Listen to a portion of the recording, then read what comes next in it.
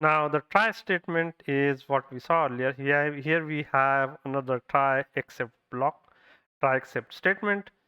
And what we have new here is that the except clause has more than one exceptions or more than one names of errors written.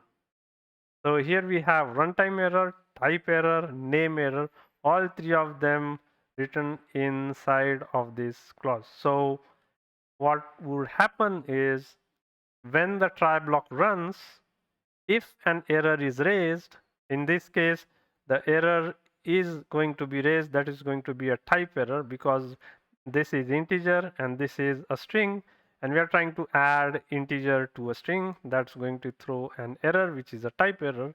And so when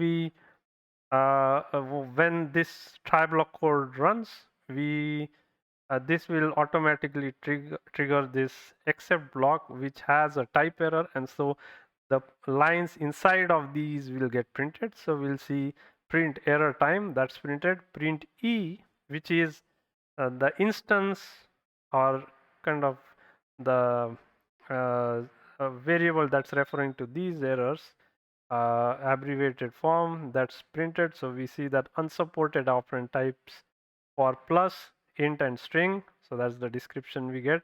And then lastly, we are trying to print the type of E, and that's a type error.